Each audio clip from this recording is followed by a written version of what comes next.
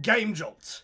GameJolt is one of the biggest hubs for finding indie games out there, with a catalogue of over 135,000 games as of July 2020. So, I wondered what GameJolt considers the best of their horror games.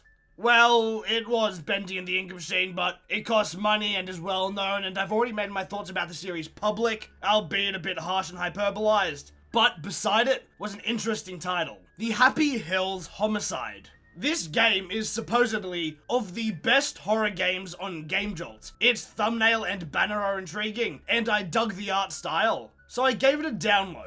But while we wait for that to download, let me go over the synopsis provided by the developer, Copperbolt. Welcome to Happyhills, the place where you can indulge in your deepest desires, make your wildest dreams come true, and slaughter anyone in any way you want. In this case, all of these are the same. Now, I've never particularly had any deep, dark, suppressed intent to kill, but you know what? Sounds fun. Play as a stylish, 80s style slasher and kill your way through different levels. Remember, professionals have standards. Kill every target in a unique way, and do not get caught. Spoils the fun. Well, I would hate to spoil the fun. Let's load her up.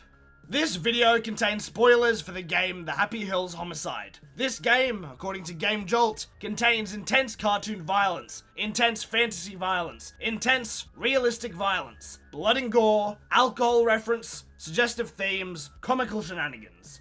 You have been warned. But I don't really think it's all that bad.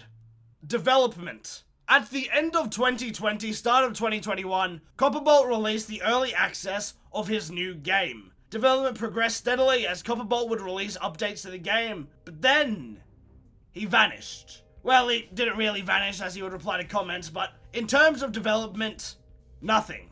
Having to step away from the game due to personal matters, the game went untouched for a good while. But Copperbolt was determined to see this through and return to development. That was January of 2022, and following this, Mans worked hard to get the full game out. Which brings us to release day, Halloween night of 2022.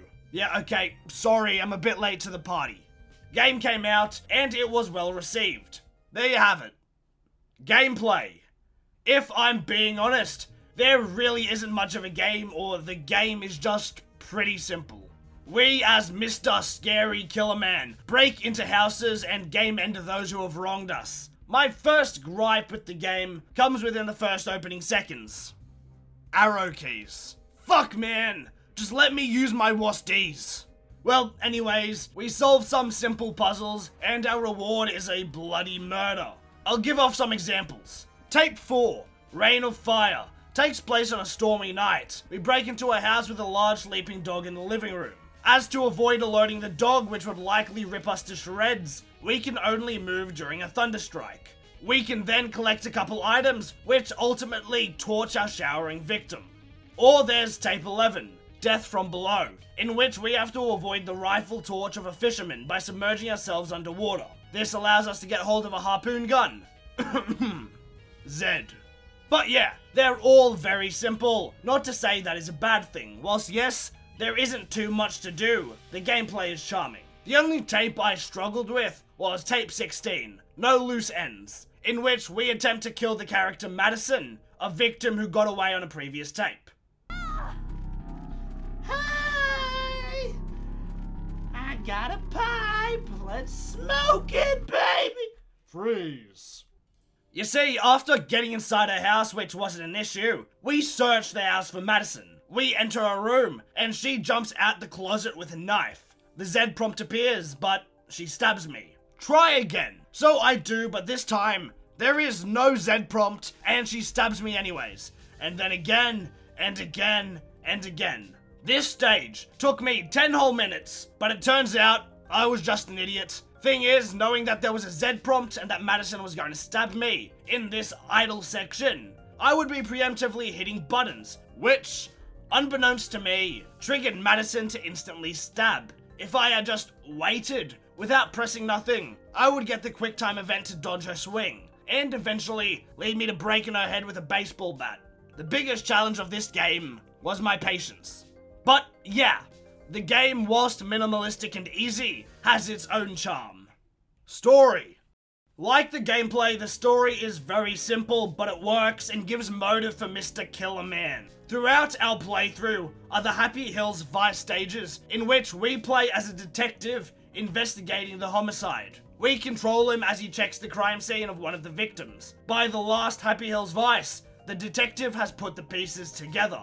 You see, Mr. Killer Man is actually a Mr. John Wade, a janitor at West Pine High. Everyone there treated him like complete horseshit. Well, everyone except for Madison, hence the message of, I'm sorry. The jocks at the school thought it would be funny to set fire to the door of the janitor's closet while Mr. Not Yet a Killer Man is inside. Everyone makes it out of the building except for him. Now horribly disfigured, he dons a mask as he hunts down the students of the school.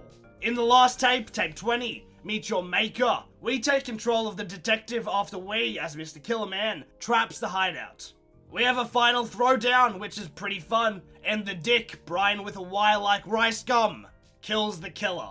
Fade to black, credits roll. Oh, nope, he escaped. Visuals.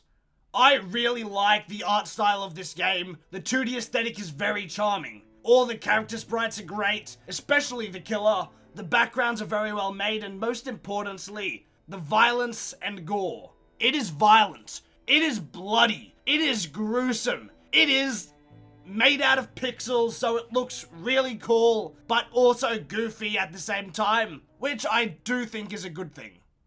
Audio. The game's audio is alright. All the tapes with Mr. Killer Man are the same 2 tracks, but there is a different track for Happyhills Vice stages and the showdown at the end. All the tracks work well and fit the vibe, so my only issue is the lack of variety, though sound effects and all that were done really well. Spook Factor. Yeah, this game really isn't scary or even a horror game, but I don't know what else you would categorize it as, so whatever. I don't think this game intends to be scary, and I don't want it to be. The most horror you'll find in this game are the gory deaths, but as I mentioned, it's all pixels, so there's no real weight behind it. This game has a real low spook factor, but I don't think it needs it. This game has its own unique vibe and doesn't need real scares. Overall opinions. At the end of the day, this game is completely free and takes up less than an hour of your time to beat. It's interesting to play a game from the killer's perspective. This kinda removes all the horror out of it, but supported by the stylistic choices, this game is made to be incredibly charming. I give it like a 7 out of 10. Alright, that's about it. Bye!